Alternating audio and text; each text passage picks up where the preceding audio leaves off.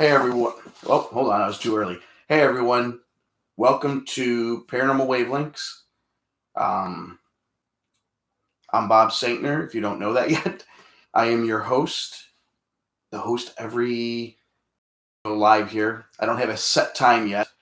I'm debating whether to go every other week or I don't know, just go live when I have a topic I want to talk about or want to learn about, or I feel people maybe want to know more about it.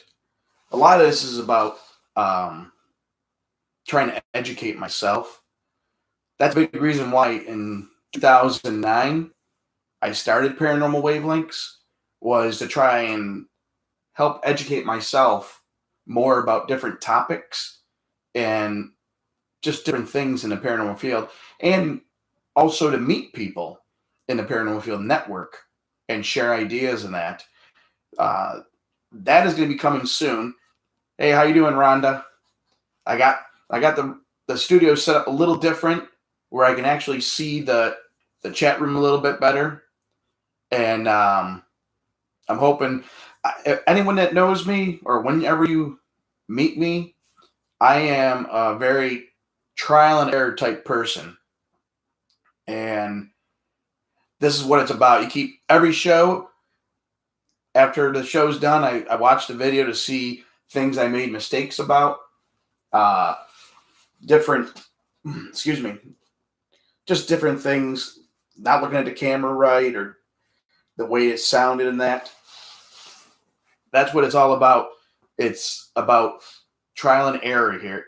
Excuse me. Oh my God, I've had the burps today, which I hope to God I get rid of it. So it's not every 2 seconds I'm trying to talk here and burp, burp. But yeah, the reason I started this show so long ago, the main part was to educate myself and hopefully, thank you, Rhonda, and hopefully educate maybe one person that's in the chat room. That's the biggest thing I've noticed. A lot of people are worried about, oh, how many people do I have in the chat room? How many people, are watching and that? I don't really worry about that. I do this because I have a passion for the paranormal field, and I just like doing paranormal wavelength. I just love doing the show. I love interacting with people, especially about different topics and that.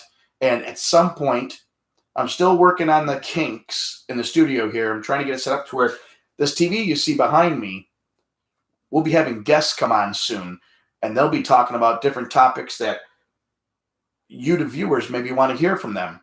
And it's not always going to be someone that you might know that's been on TV or that's very well known in the paranormal. It might just be someone that I feel voice should be heard in the paranormal thing they've done in the paranormal field and everything. But I see there's more people getting in the chat room. And right now, before I get into tonight's topic, which is we're going to be talking about, are Ouija boards evil?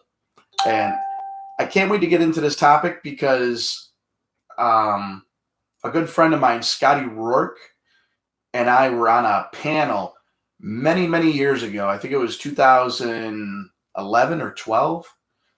And it was a big a big discussion on here, which I'll talk about in a little bit, about the Ouija boards. Now, the last live show I did, we talked about shadow people and a little bit about creatures. And I was letting everyone know that hey, Michelle, hey, Tina, everyone's getting here now.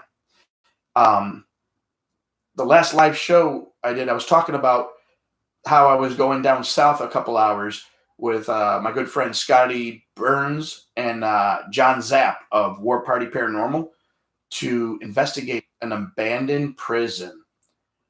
Oh my God. This thing was like off the chain crazy. It looked like something from like The Walking Dead, the movie set, or like a real movie set. We went in there and it was crazy. There were still, we were in the medical center, and there were still x-rays with inmates' names and that, and files and that laying everywhere. It's almost like they just up and took all the inmates out and just left everything. abandon it like it was the apocalypse. And I'm like, just cool in itself. And I was just, it wasn't so much I mean, there was some paranormal stuff going on or some activity going on in that, but it was just more the environment and the look of it. It just made you feel like the apocalypse happened, the end of the world happening, like in The Walking Dead. You're stuck in this prison as your thing, like to live in that. It was just awesome. And the cool thing is, both my boys this time got to investigate with me. They hadn't both been together on an investigation. And usually I was with one or the other. And my awesome girlfriend, Tina Duchesne, that's running the chat room for me, is she was happened to be down and she got to come investigate with us and had an awesome time with everybody. And my little French boy, Jonathan, he was with us. So it was an awesome night of investigating. And I'm still going over some of the evidence. But I'm telling you, I'm going to share a video. Jonathan gave me an okay. We were in this church, and it was Jonathan, my son Dalton, and my son Carter, and me. We're sitting on this like stage, and we're hanging out. And Jonathan has his headset on, and he's listening through a ghost box through his headset just by himself. And my 15-year-old son Carter's talking to him. He felt he had gotten touched on the back of his neck earlier in the night. So he's telling Jonathan about it, and he reaches over and he goes, "Jonathan, this is what it felt like." And he touched Jonathan's back of his neck. Well, unknown to us, Jonathan hasn't heard a word he was saying. So what do you think happened? Jonathan jumped up off the stage, yelled, "Jesus Christ!" Whipped around fast, landed on one knee, and was like, oh my God, he's looking around. I give him credit. He didn't scream like a girl top of his lungs, and he didn't take off running, knocking people down or anything. He just yelled, "Jesus Christ," jumped up, dropped to one knee like he was praying, and looking back to see what touched him. So he gave me permission. I got to still cut it, and edit it. I'm going to share it on here and tell people what not to do to another investigator when they're wearing headsets. And this is what happens, you know? So it was just an awesome night of investigating. I got to meet some new people I'd never met before. Just very cool investigators. It was awesome exchanging ideas. And this Eric, I don't remember what Eric's last name was. I don't remember Eric, your last name, I'm sorry. But Eric had some badass equipment to where he had a full spectrum camera and he had this freaking IR light. I got a pretty good setup, but usually my full spectrum with the IR light only works good inside buildings and that, so it has something to deflect off of. Dude, he was taking pictures and videoing out in the courtyard and all that, and it was crazy how bright the pictures were, how awesome it looked. So it's just an awesome all-around fun time, awesome meeting people. Thank you again, Scotty and John, for inviting me out and let me bring my team members. I'm sorry, I didn't mean to leave it out. My other team member, Erin, and her friend Patty came out, and it was Patty's first investigation, and she actually did pretty good. She didn't freak out too much when some stuff was going on in the church. Shadows moving around and kind of noises and things going on. So she actually did really good. But before we get to, we're going to have a couple phone calls coming in. I got a couple people that are already wanting to call in. Before we get to you, we're going to get to the topic here. The topic is, are Ouija boards evil? My opinion is the Ouija board itself, I don't feel is evil. And what I was talking before about my good friend Scotty Rourke, when we were on a panel in Pensacola, Florida, Paracon, we were on this panel and people were asking questions in the audience, and someone asked, "Hey, is a Ouija board evil?" And me and Scotty, most everybody on the panel are like, "No, we don't feel it's evil at all." And there was one lady on the thing. She was a psychic medium, and she was hell-bent to make sure everybody knew that Ouija boards were evil. And me and Scotty were very professional.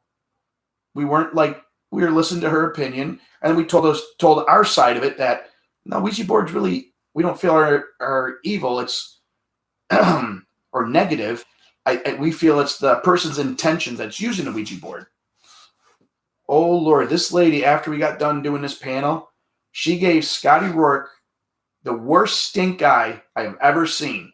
I thought she was like freaking putting a curse on him right there. It was funny as hell. Scotty kind of like, what the hell? And I'm just like, that lady, we kind of stayed away from her because we didn't know if she was into voodoo or any type of witchcraft. We don't want to get cursed. The weekend just started, for crying out loud, or an event just started. But that was the first time I started talking with Scotty and some other people about the Ouija board. And yeah, think about the Ouija board. People say, oh, whenever we use the Ouija board, it's negative things happen. People always have negative experiences and this and that happening.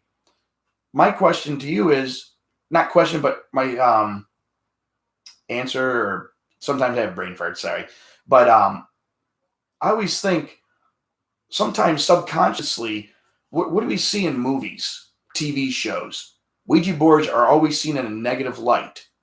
So sometime when you're using it, what do you think subconsciously? You're thinking, oh, crap, I hope nothing negative happens. I don't want nothing demonic. I don't want nothing evil follow me home, blah, blah, blah.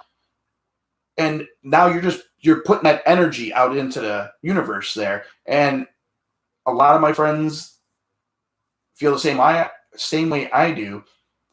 What you send out in the universe is usually what you attract back. I'm a big person about energy, getting vibes off people. And I try and tell people, when you're using a Ouija board, try and have a very positive outlook.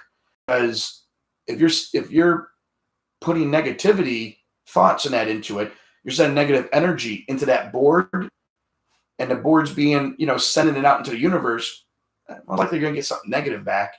And guess what? It's not the board itself that's evil or negative. It's your intentions or your energy you're putting out there. That's just my opinion. This isn't written in stone. It's not gospel. It's just my opinion. That's why I feel the Ouija board itself isn't evil. Now, before I'm going to have someone call in here a minute to tell her, she wants to tell her experience with the Ouija board. You know what? Screw it. Tina, if you want to let the caller call in, we'll hear her story, and I'll chime in with my experience when I was younger with the Ouija board. So I think it's I think you said in the chat room, or you messaged me, Michelle wanted to call in. Now I squint a little. I'm trying to read the chat room. I know it's not good to read the chat room, but I try. Summon your mom. I'm trying to. I agree. I see people talking in the chat room about the Ouija boards and that. Some have them. I haven't used one in since I was like 16. But let me check my phone and make sure I don't have it on silent. Hold on. All right, let's see. Who do we have here? Hey, Bob, it's Michelle. How are you tonight, Michelle? Not bad. Yourself? I'm doing awesome. You know how it is. You were there at the beginning of this whole thing back in the day. Oh, yes. I have a lot of experience with fun. Yeah, which is funny. We talked a few nights about this. I didn't even know this is a little bit why you got into the paranormal field, right? It was one of the reasons?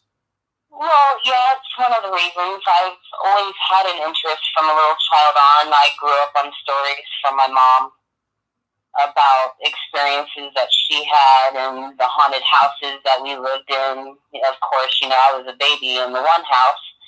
We moved to Florida when I was 4. But before I go into my story, I just want to elaborate on some things. I'm going to come at this from 2 different directions. Now that I'm a paranormal investigator, I have maybe a little bit of a different view of the Ouija board, but I'm going to be coming from the angle of being a victim of a haunting because of what I believe was the Ouija board. Do you feel the Ouija board like was a portal for it, like brought it in? I believe so, but a lot of it comes to the use of the board. I was a young teenager. There were other young teenage females that were using this board, and not so much myself, but the other girls used it improperly, I would say.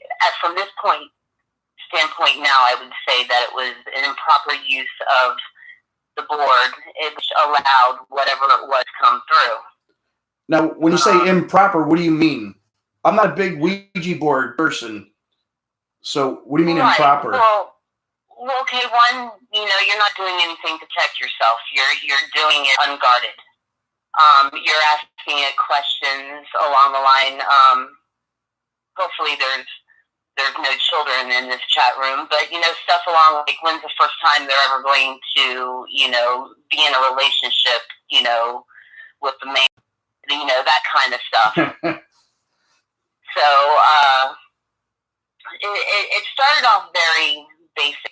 Before a Ouija board ever came into my home, I would hear stories from my mom that it would never happen because her mother asked the board when she was going to pass away, at what age, and lo and behold, she passed away at that age from brain cancer. So it's, it was kind of things like that. She swore she never would do it. But I happened to have a sleepover one night with a bunch of girls, and I guess she thought it would be kind of cool, and we got it. And I had kind of had a sense that there was something going on at the house, just minor stuff, things moving. Actually witnessed something moved. I don't know if you have a sliding glass door at your apartment. Yes. But the pin that goes up at the top, like the security pin to keep it from moving. Yes.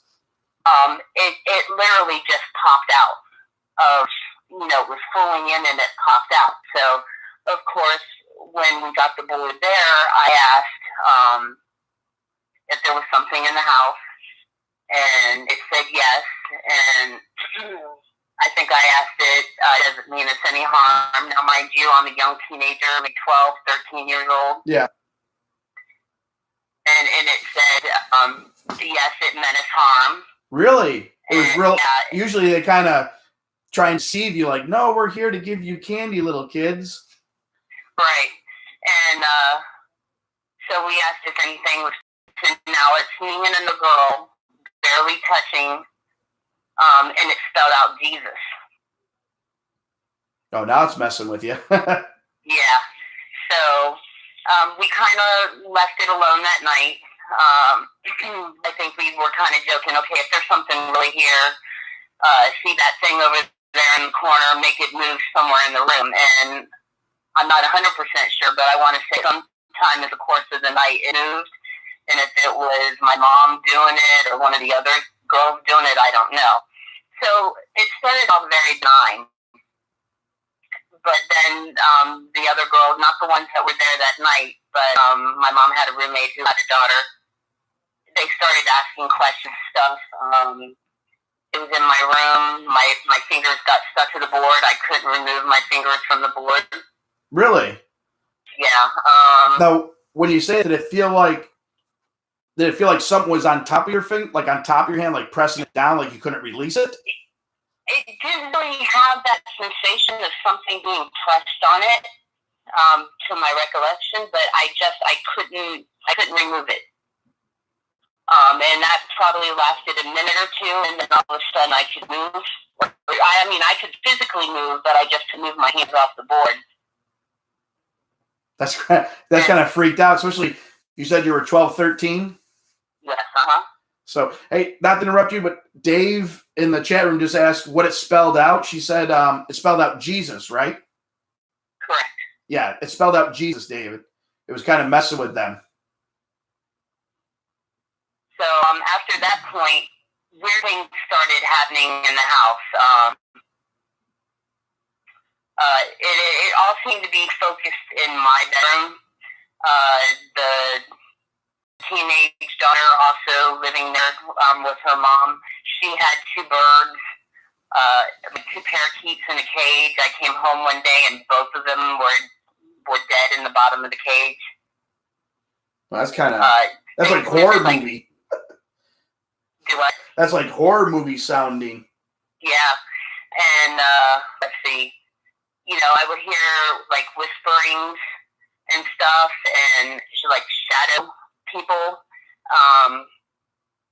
Nothing that really interacted with me per se, but I would be laying in bed at night and I could hear this going on. I couldn't discern what they were saying, and it seemed to be like three different ones. But the first major thing that I would say that would happen, I was in the room. It was at night. I also had a bird in the room. I had a cockatiel, and it was behind me in the cage, and I was doing something, and all of a sudden the bird just started freaking out. And so I turned around, and as I turned around, the cage door had been lifted up, and that the bird was at the very corner, top of the cage, squawking down, looking at the cage door. As soon as I looked at it, the cage door dropped. Almost like something was reaching in there, messing with the bird. I don't know, but I booked it out of the room. and for the longest time, I didn't go in my room. It seemed to be like the X room. You don't go in there. It's not going to happen. My mom had a lot of health issues, and she stayed out in the living room, and I just ended up camping out there with her. So we got rid of the board. How did you get rid of it? We just threw it in the trash. Be gone. See, that's funny. I read a thing about that. How to dispose of Ouija boards. And some people say like you did, just throw it in the trash. Some people are saying you have to do a whole ritual in it. And right. I was like, I think it's funny you just threw it out. Right. Well, it could be that probably would have been the best thing to do. But when you're not knowledgeable about this kind of things, you don't think about it. You just say, I'm going to get rid of it. It needs to be gone. So we got rid of it, and things seemed to calm down. And, there was no more circumstances. And I want to say maybe it was a year that everything was okay. I was comfortable in my room. I was sleeping in the room with the lights off, the door closed, completely dark. And all of a sudden, I noticed that I'm in bed and my covers are just slowly, it's like not even an inch at a time, slowly being moved down my body. And I was like, oh, okay, this is not good. So I started sleeping with the door open, the light on in the hallway. Every light on in the house? Yeah. Oh, I think it was like TBN, Turner Broadcast Network. It was, like the church channel. I would go to bed with that on my TV. And it just, as soon as I kind of acknowledged that something was going on, it just went full force. Things were being knocked over. You could hear growling coming from the back of the house. I'm, again, out of my room and out in the living room with my mom. We have... her room was right next to mine. Both of our rooms were side by side at the end of a hall, at the side of the house towards the back. There would be bright lights shining out of that area onto the next house. And I honestly don't know. I mean, this went on for a while, and all of a sudden it stopped again. And I don't really know what brought it on and what made it stop. But even now, in the house that I lived in, like a year ago, I had to have my team come out and, do a blessing on it and everything because I was having violent dreams. Yeah, I was going to say, I remember you were having issues not too long ago. I was just going to ask, have you had anything over the years, but you have? It seems whatever it is always there. And I don't know what gives it the energy to come back, whenever it feels like the time that it came, it was brutal. It started off, I would be sitting on the couch and I would feel like something was watching me, across the room. And I would walk that way and there wouldn't be anything there. Of course, now being a paranormal investigator, I go to places to experience this kind of thing. So that aspect didn't bother me. Okay, my kids aren't being involved. Okay, you're gonna make something shake, or I'm gonna walk through like an electrical field and feel the like the tingling, bubbly things all over my skin. Yeah. That didn't bother me. But the thing that kind of broke, like the straw that broke the camel's back was I had taken a nap during the day. The kids were at school. And in this dream, it was almost like it were real life.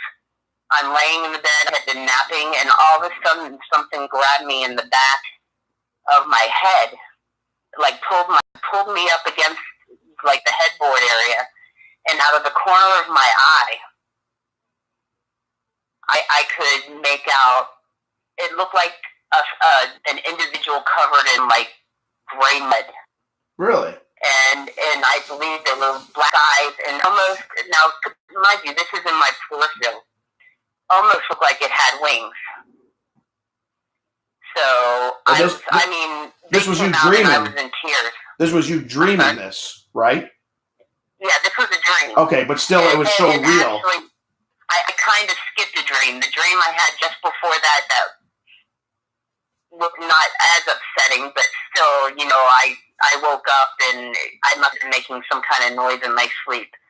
I was in the house that I grew up in where all this stuff initiated.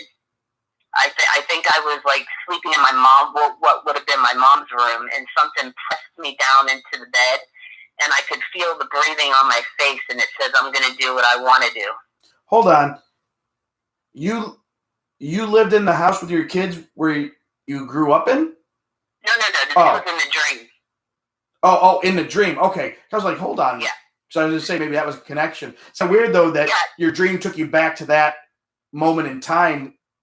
Right. When everything kind of started because of the Ouija board and everything. Mm-hmm. But, so it's, I think, unfortunately, this will be something, an ongoing issue for me. Thankfully, the last time I had Tim Yancey and Scotty Burns and John Adderholt come to my home, I thankfully have had no other issues since that time. I have been divorced since that, so I don't know if maybe there was some negative energy coming from, the living arrangements at the time. Well, but Tim always talks about how negative things feed off. They're like parasites. They feed off the negative energy, and that could have maybe been part of it why it started up again. If not you personally, everyone knows, or if you ever broken up with a boyfriend or a girlfriend or a divorce, and that it's not usually the most happiest place. There's a lot of negative energy floating around. So maybe that's what ramped it up. Right. There was no fighting in the home.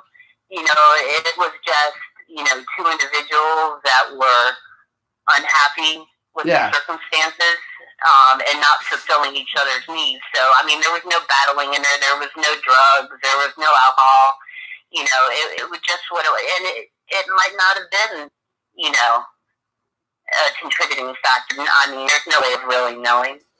Now, but this field is all about theories and ideas and trial and error and everything. So sometimes you really can't pinpoint certain things, but I'm glad things are better now. I can tell you one thing. I actually did some, anyone that knows me, I'm not a big research guy. That's why Michelle knows this. Some people in the chat room know I'm a big Supernatural fan. And I always say I'm a Dean character. I don't look like him. I understand that. And my buddy Rich Valdez, Sammy, because Rich does all the research, reading the books and all that. I'm the guy who goes and gets the snacks. But I actually did some research on the Ouija board, and you know how you said they didn't do some things right, these girls, when you were doing the Ouija board little thing. One of the things it says when using the Ouija board, you should do a prayer before it, either the Lord's Prayer or I think Psalm 23, or just a prayer yourself for protection. Right. And I thought it was funny when you mentioned that and said, yeah, we didn't do nothing. We just kind of started doing it. So, and I know I'm going to have Rich on here in just a little bit, and he's going to actually talk about, here's a question before I get him on. When it's another little bit of research I did. When you ended, how did you end the Ouija board session? Did you just, because everything was happy, you just freak out and get rid of it once your hands released? When my hand, I think we just stopped doing it at that time. We really didn't, other than the fact that, okay, this was really weird, I think we were still kind of in the, oh, this is kind of cool kind of thing. Yeah. It wasn't until all that other stuff started. And I can tell you, after all of that, there was only one other time. And again, still a teenager, but, several years past all this going on, that someone had a Ouija board and they brought it into my room. And this broad daylight, I swore I would never do it, but we did it anyways. And we asked it, okay, if there's someone here, give it. Yeah, teenager. It's still, even though I gotta say I was kind of traumatized by the experience because it was an extended thing and quite intense at times, you still, you have that immaturity about you. And they're like, it's the friends, let them go ahead and do it. So I kind of caved and said, okay. So we went in there, and broad daylight, in the room, three of us, and we're like, okay, if there's something here, let us know. And it was like, yeah, we're here. Okay, if you're really here, give us a sign. Well, I had my ceiling fan on high. That thing dead stopped. Huh. And you should have seen three people forgetting that I had locked the door, trying to get out of my room. So since that time, I have only been around a Ouija board once, and that was on an investigation, and I wasn't close to it. But to ultimately ask the question that you have asked, do I think it's evil? My childhood self, I would say yes. Okay. But that's just because I was a victim of something in my mind believing that's what it came from. Now, as a paranormal investigator, I would say that is just a board, and it's the intent behind it. You could cut up some letters and have a glass, and it still do the same thing. Yeah, I say the same thing with, we use recorders. We use so many different things to communicate with spirits. The Ouija board is a different way. It just gets a bad rap because of everything, The only thing I would say about that, though, is that it could be considered semi-dangerous because it represents itself as something, you're going to get that to do that. So if you don't know how to use it properly, yes, it could be dangerous for anybody. That's the same way I feel. Yeah. Well, thank you so much for sharing in that. No problem. It's funny, I've known you for more than 10 years, and I never even knew this about you. It's a story. We just happened to be talking, and you started telling me something. And I was like, no, don't tell me at all. Call in and I want people to hear your story, you know? Yeah. I was surprised I never told that to you, but I'm glad I could at least, come on here and kill some of your time on there. Hey, you know what, though? Sometimes sharing with people and I know people are making comments. My freaking TV screen thing went out, so I can't read any of the chat room right now. But right. But it's good to share sometimes because I see people posting in the chat room positive energy behind it, supporting you, telling you, hey, I know there's a couple things I'm going to talk about when I let you go here. Some of the research I did, and you can listen in some of the mistakes you guys did as a team. But I'm going to tell people my mistakes when my Ouija board right. thing. So, well, thank you for calling in, Michelle. And you're welcome, Bob. I'll talk to you later. Okay? Okay. All right. Bye. All right. Bye. Yeah, I can see why. Hold on one second. Let me see if I can press this down. All right. This isn't working right, so no big deal. Though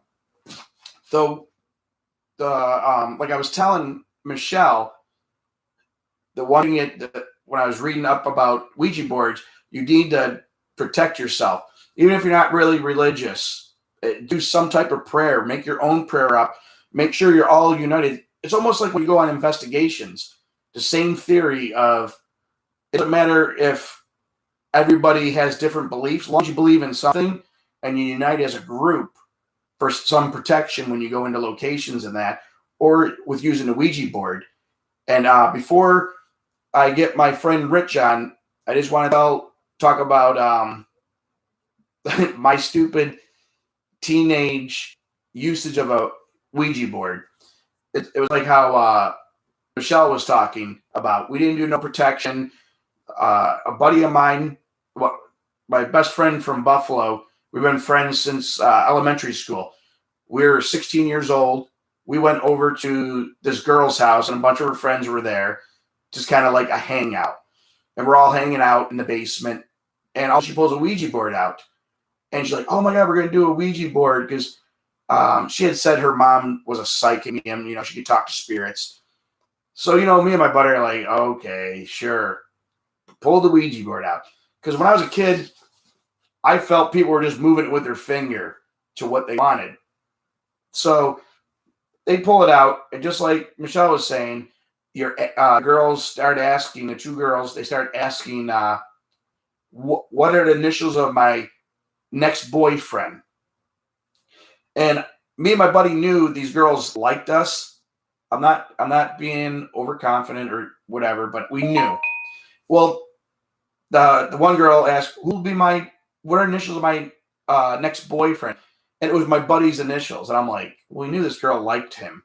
So then the girl that it was her Ouija board, she asked, and it's my initial. So I'm like, oh, come on, really? I go, isn't that a coincidence? But the girl's like, no, I'm telling you, it's the board. So I go, let's ask some other questions. So they start, is there anybody, like Michelle was saying, is there anybody here with us? And it's yes. Who is it? And it starts spelling a name out. And it was trying to say one musician from Megadeth, or not Megadeth, Metallica, that had passed away in the 80s.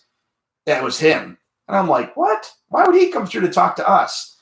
So me being a stupid teen, I figured they're just messing with us because that was their favorite band. So I'm like, oh, I go, is this really him? And then because I asked that, it went to no. So I'm like, okay, who is that? Or I go, I forgot how I said something kind of being a smartass and didn't like it. And I'm like, ooh. Now, mind you, at this time in the 80s, the Nightmare on Elm Street movie had just come out. And we had all, oh my God, Freddy Krueger and that. So me being a stupid teen, the thing was starting to do things, but I thought it was the girls messing with me. So I go, oh. So I go, you're really tough, huh? And it goes to yes. And I'm thinking, okay. I go, well, if you're that tough, I go, I give you permission. You can come in my dream tonight. Let's see what happens. Thankfully, I didn't have the experience Michelle had. Nothing happened. So I kind of just blew it off. But now as I'm older and like hearing Michelle's experience and talking to other people about Ouija boards, it could have ended badly for me. I could have been, had a haunting. I don't know if I did have a haunting, but I was just such a mo back then, listening to my heavy metal music, and I was into all the weird stuff and all that. I loved anything ghost and monsters and horror. So, I mean, things could have been happening and it just didn't bother me. But yeah, that's my stupid teen thing working with a Ouija board. I just assumed people were messing with me. So tried being all tough. Oh yeah, come in my dreams, like Freddy Krueger. So yeah, I can't believe that nobody in the chat room or listening to this had never done stupid things when they were a teen. The cool thing about the stupid stuff I did when I was a teen, there was no social media. So there is no evidence unless I tell the story. And if I just tell a story, that's okay. People are like, oh my God, there's no pictures to back it up. I don't think there's any picture. It might be Polaroids. I don't know. But I'm going to have Rich Valdez call in. He's going to talk about how to dispose of a Ouija board. And the other thing I wanted to say to Michelle, what I looked up and researched, when you use a Ouija board and when you're done, you're supposed to say goodbye and close it off. Actually go to the goodbye, say goodbye, we're done, thank you for communicating, be polite in that, we're done, thank you. And the way she was talking, they got freaked out in that and just left it open. That might be part of the problem why things started going on and started bothering you and the other girl and other people in the house. So, the dogs are barking. Let me see what the message is. Hold on. Oh, our next caller. Hold on. Who do we got on the phone here? Yeah, I'd like to order a large pizza with pepperoni, onions. Okay. Anything else, sir? Make sure that you put an extra thing of butter on the side. Do you want any breadsticks with this? No, some wings, actually. Oh, crap. Hold on, sir. I got to get a pen. I didn't get to write any of this down. Oh, okay. All right. I'll hold. Hey, how you doing tonight, Rich? I'm doing good. How are you? I'm doing awesome. When I used to do paranormal things back in the day, I love doing this stuff, talking about topics and everything and just interacting with people. Yeah, I recall. Actually, I'd like to talk about, I know a shadow person, starts with the letter B, ends with letter C. This shadow person was on TV for a little bit. Or was that last week's topic? I'm sorry. Oh, yeah, it was last week. And I think that shadow person, weren't they in the Cuban Club? Yeah. I could have made my rounds as a shadow person for the Cuban Club. What ghost stories back then? I forget. I mean, there were so many, shows coming out at that time. It could have been My Ghost Story or... Yeah, I think that's what it was. That is so funny, man. I should have told that story last week that I was actually a shadow person. Damn. Exactly. So who better to talk about shadow people than you? But I know you're talking about Ouija boards tonight. Yeah. Have you? You know what? It's funny. Michelle Bauer that was just on. You've known her for more than 10 years, like I did, and I didn't know that story about her. That she had that experience as a teenager with a Ouija board. I've known you for more than 10 years. Have you ever used a Ouija board? I've never used a Ouija board. But, for those of you that are not old enough to know, I do recall passing by a Ouija board every time I go to Lionel Play World or Toys R Us. Yeah. And the, section where they actually sold board games. And I always found it to be very intriguing that they had Ouija boards in the same section in the toy store of all places, because it's considered to be a toy. But in fact, that's we're talking something that's existed for at least 400 years that I know of. Yeah. And started its time in the Victorian age. But it's I've never used one, nor would I ever use one. Not that I think they're evil, but it's kind of like handing a gun over to a child, in my opinion. A loaded gun, and then expecting things to go wrong.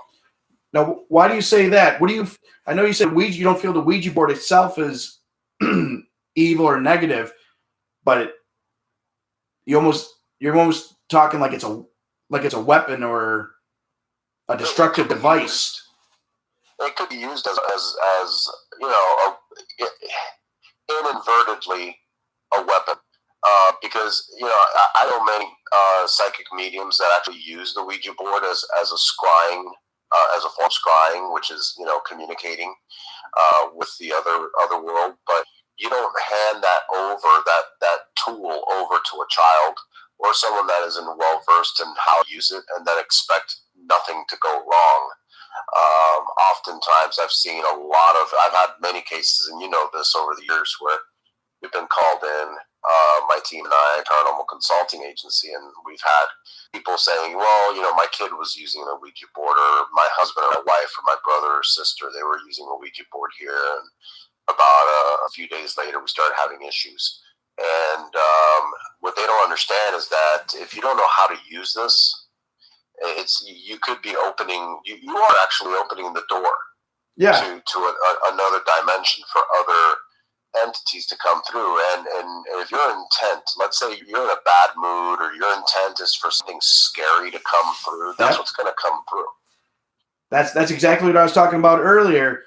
It's not the board itself, it's people's intention. And what are Ouija boards always associated with in movies and that? Negativity, demonic, something bad happens. So it's funny you mentioned that. Yeah, it's usually in Hollywood they always attach it to something bad. That's Hollywood. For years, Hollywood had actually used the upside down cross as something evil, as the mockery of the Trinity. And in fact, a colleague of mine and I were actually having a debate about this.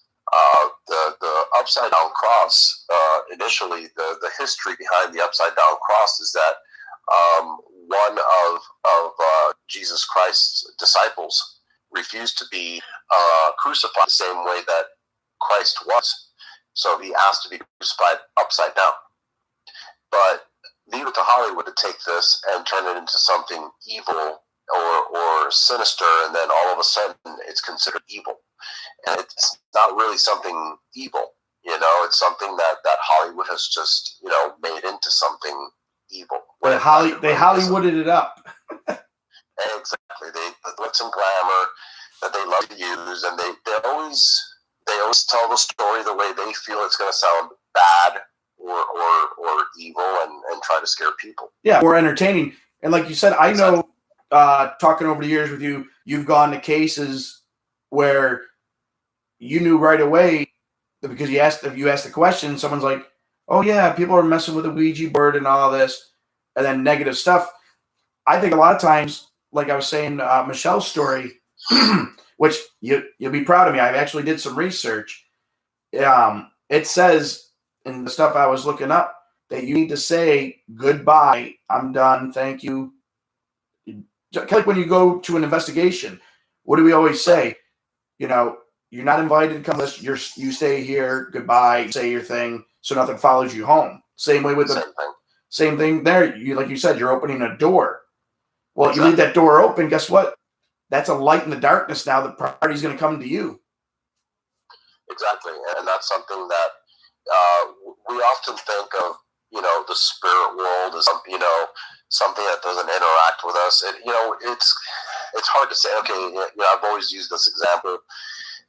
We breathe oxygen, but can you see oxygen? You can't see it. All you can see is, its effect, without breathing, without seeing the trees grow and giving off the oxygen that they do. I mean, it's part of, a grander scale of things. The same thing with the spirit world. It interacts with us all the time. We interact with it as well. It's just there are times, moments, if you will, like during our investigations, where the spirit world comes in contact with us and we come in contact with them. It's kind of like we cross into their zone and they cross into our zone, and then we know that they are there and they know we're there. So imagine to a ghost or a spirit, if you will, we come through. To them, we're the strangers in their world. Yeah, that's why. And the same thing with a Ouija board. You know, a Ouija board, you're opening a door, and you don't know what's on the other side of that door. There's many dimensions, and many people don't understand that, and we don't know what dimension we are opening up at that moment in time. That's the thing I read there too. They said sometimes people feel, oh, it's a Ouija board, it's only bringing spirits through, but the one thing I read, it said you can bring, like you said, different dimensions, different beings. It could be anything coming through. You don't have a direct line, almost like psychic mediums. Scotty Rourke and I've talked about, Tina and I've talked about. They don't have a direct line where when they want to communicate with the other side, it comes to them. They're like the light in the darkness. Something comes to them that wants to be heard. They don't just dial in and, hey, I want to talk to so-and-so. Kind of like the Ouija board. You're not dialed into one person. You're opening the door to, like you said, you don't know what's on their side. Exactly. What's looking to come through. Oftentimes, psychic mediums that have been doing this for years rely on what they call guides. Guides are spirits that are always around them and also guide them. I prefer to call them kind of like they're the ones that guide you between our world and the rest of the other spirit worlds that are out there, and they bring to you answers. They bring to you other spirits that need to communicate with you for a case or for an individual that may be there at that moment in time. Oftentimes, a Ouija board is kind of like a tool to actually use for those that are not necessarily psychic or medium inclined. Yeah. And what happens is, like, you don't know what's going to be coming through. One of the most famous spirits that always comes through is Zozo through the Ouija board. And oftentimes when this spirit comes through, that's bad news. At least that's been my experience every single time I've dealt with a case. It's always that one name that comes through. Really? I can't say if it's inhuman or human. I don't know what it is, but it seems to be some have actually even dared to say that it is the guardian between this world and the spirit world when it comes to the Ouija board. What was it called again? ZOZO. Okay, that's what I thought. Yeah. Well, that's kind of, not cool, because if it's not something nice, but it's kind of cool that you've had experience where there's more than one case that name's come through, and then negative stuff has happened. Every time, I've never heard of any case where anything positive has happened. It's always been something negative. So it makes you wonder. And what was I was talking about earlier before I started talking about the topic, why I do this show, to help educate myself, and I just learned something tonight. So now if I do an investigation, someone's been using a Ouija board, and they say, well, this name kept on coming through, and it's that, I'll be like, holy crap, Rich was just talking about that. And that's what this is about, networking. Anyone that's watching this video, chime in the chat room. I can't read it from this distance, let me know. But this is what it's about, networking, because someone on the West Coast maybe they're dealing with a case right now with a Ouija board, and they got that name and be like, oh, damn. Yeah, and that's what people need to bear in mind. If that does come through, you do have trouble on your hands. Now, I know I was talking to you about, Tina was telling me she had talked with you about it, about how to dispose of Ouija board. And I said, oh, burn it. Like, no. And I actually, researching, a lot of people, it's not, they can't say it happened, but the myth or, the legend behind it is not to burn a Ouija board, because most times you can be cursed, people feel. Is that why you shouldn't burn it, or?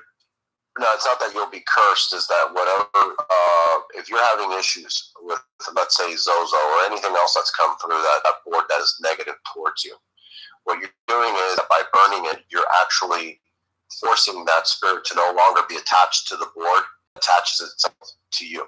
Oh. So there's certain prayers that are recommended, and I've spoken to John Zaffis about many times in the past, that you should do with a board.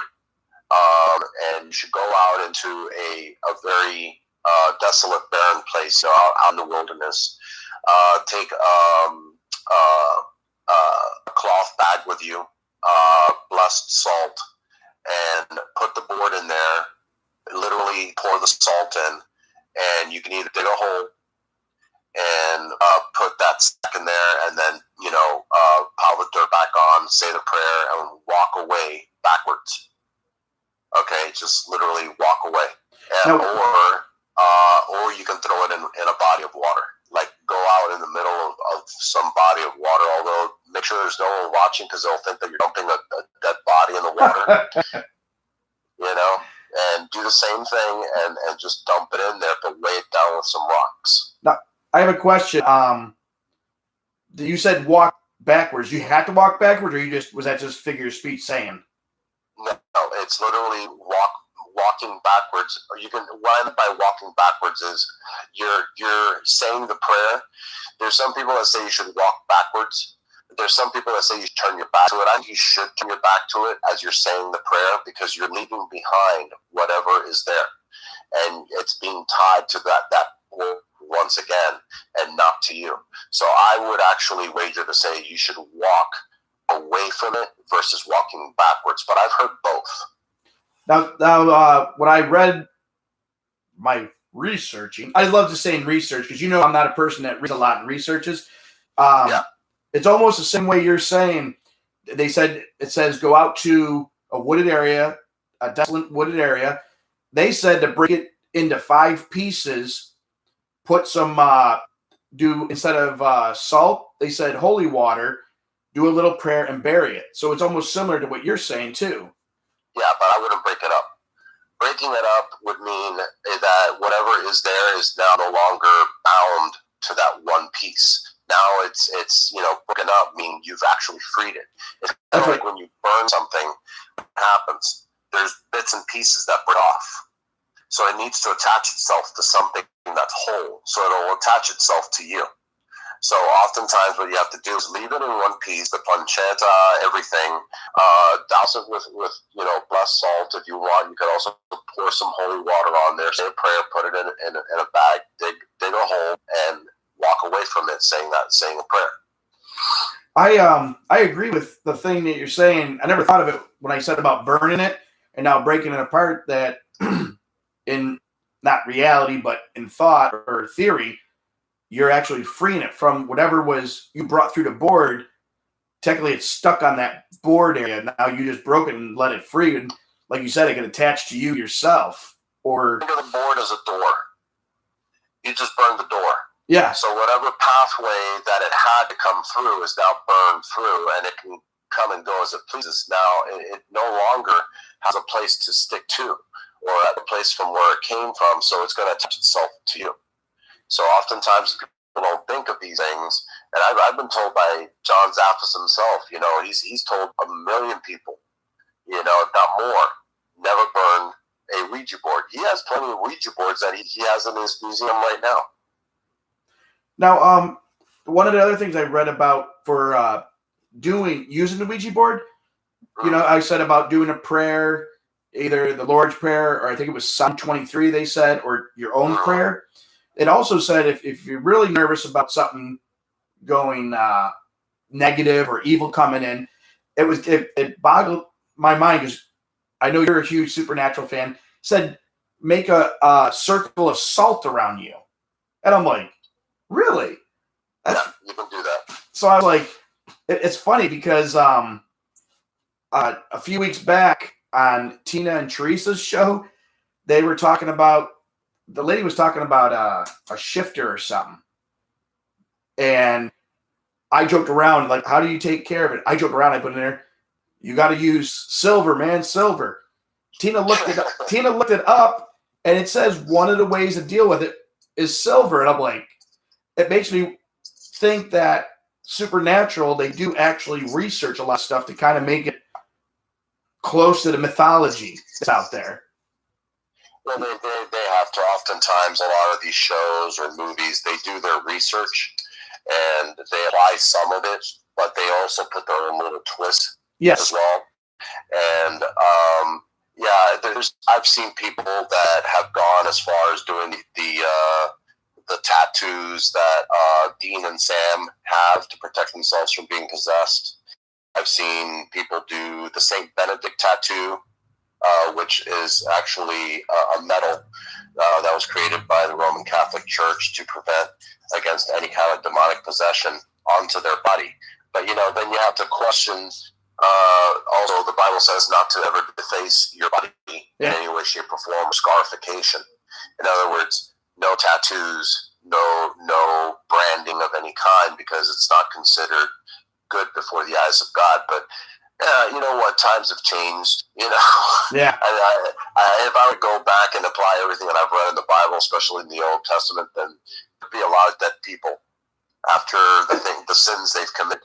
Yeah. I can't go around killing people or chopping their heads off because they stole something from me, or taking an eye because they looked at me wrong. We can't apply the same laws and rules that were back then today, or else we'd be imprisoned. Yeah, man, a lot of us in prison.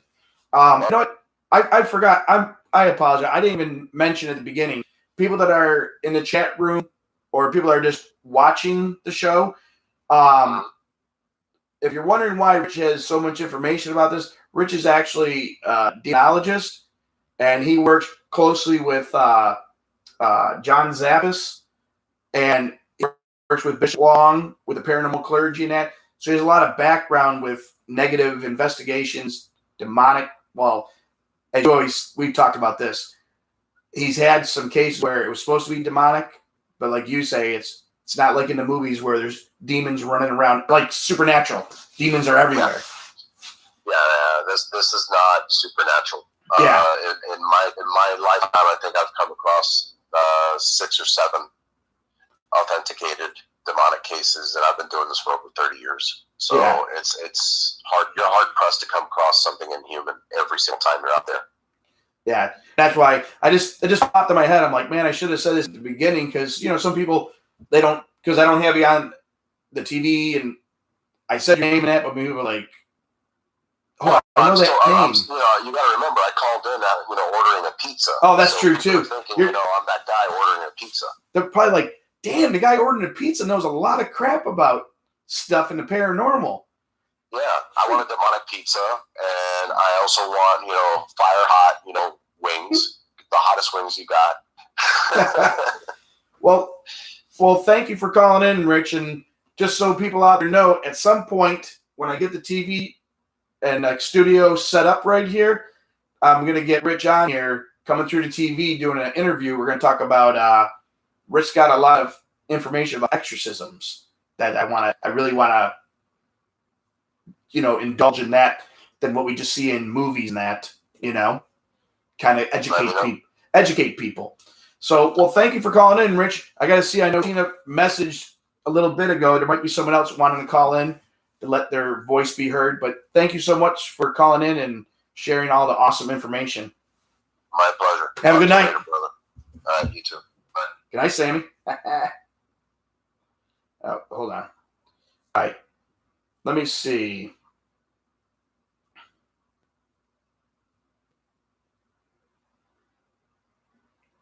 Oh, all right. Oh, wow. The message was, we are running. The show was only supposed to be about 30 minutes. I was going to try and keep these shows at 30 minutes. When you get talking about a topic and get people calling in with some awesome information, they kind of go a little longer. So if there's anybody else, I'll take one more call. If anyone else wants to share an experience with a Ouija board in that, let Tina know in the chat room, and she'll message me. If not, that's cool. But as I'm telling Rich in my research, Matt, how he was saying we've seen him in Toys R Us's and different stores. Hasbro actually owns the rights to him, the patent for Ouija boards. It used to be, oh God, hold on. I got information here. This is research. It was, God, I'm trying to think what the other toy store. I know it wasn't Toy Biz. It was, sounds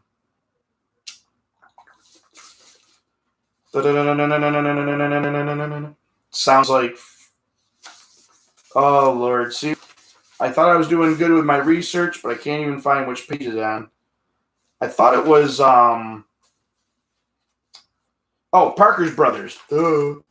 Parker Brothers actually had the rights before Hasbro, but then Hasbro bought them out. So now Hasbro owns the copyright to Ouija boards. That's what Rich was saying. It's kind of weird that they made this into a massive toy now. Like you can get a Stranger Things, you can get a Supernatural, you can pretty much get any type of popular TV show or movies that are out right now with their logo and all that on it for a Ouija board. I do admit I did want to get a Strange Ouija board because I thought that was kind of cool. But my girlfriend Tina in the chat room that's sending messages and working the chat room, she said she can get me a custom made Ouija board with my Paranormal Wavelengths logo and all that. So I'm kind of excited if we can make that happen. That'd be kind of cool to do because I know she uses a Ouija board. Like Rich was talking about, there are some psychic mediums that use the Ouija board as a way of communicating to the other side.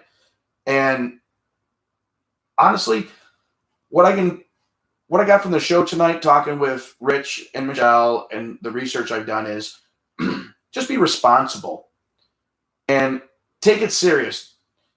Don't do like I did as a teen, make it a joke in that, because negative things can happen. I'm not saying, Lucifer is going to show up at your door or demons and all that, but just be careful. If you learned anything tonight, be responsible using the Ouija board. If you're not sure, say you went to the, you can't take Toys R Us anymore unless you're in Canada, but you went to Walmart or something and bought a Ouija board. Research. Look up what you should do to protect yourself and protect whoever's there with you. You never know. If you're doing it in your own home and that, if you bring something through, you're not being responsible in that. It might not bother you, but if you have kids in the house or other family members, it might target the weakest or the most, the weakest one that it can affect. So just be careful if you use the Ouija board. I would like to try a Ouija board again. And now that I know Tina uses the Ouija board, I might actually use one with her and at one of these investigations I got coming up with her. So thank you everyone for coming out tonight. I had an awesome time. Got to learn a few things tonight. One, protect yourself before using the Ouija board. Look up some information about how to use it and that. Go in with a positive attitude. Don't go researching that. Don't use the Ouija board if you had a bad day or you're arguing with people, because you're going to send that negative energy out into the universe, and most likely it's going to attract something negative back to you. That's the same way we do when we do investigations. You don't do an investigation if you're in a bad mood, you've been fighting with someone, or bad things have been going on, or if you're sick in that, because you have a higher chance of something attaching to you and coming back with you. Same with the Ouija board. Just be careful in that. We also learned when you're done using Ouija board, make sure you say goodbye. Move the thing to the goodbye. Close it off. Because if not, like Rich and I were talking about, you leave the door open. And guess what? The party's going to come to you, and you might not like the party. Might not be the party you're looking for. And the last thing is, if you need to get rid of the Ouija board, I know Michelle said she just threw hers out. And that was some of the thing I looked around on the internet, people saying they just throw it out, get rid of it. But I did read a lot what Rich was saying about doing a little ritual, doing a prayer, the holy water, less salt, and burying it and walking away. So, and don't that was cool. I did not even think about that until Rich said that about burning it. People were saying, "Oh, you could be cursed in that." Maybe mistaking a curse of the whatever's there, like Rich said, you burn it or break it, it releases it, and then attached to you. So maybe people are mistaking that as a curse because something's attached to them and screwing with them. So that was really cool. I never even thought of that. So I hope you guys learned something tonight. I know I did. You guys have an awesome work week. I'm not sure if we'll be back in a week or 2 weeks. We're working on a lot of videos to download from the last few investigations, some evidence we got, some funny things that happened. So stay tuned. If you haven't subscribed yet, please subscribe so you can get the notifications when we upload or go live again and keep up with what Paranormal Wavelengths is doing. So you guys all have an awesome night. And like I always say at the end of my shows, keep the positive energy flowing. Talk to you guys later. Bye.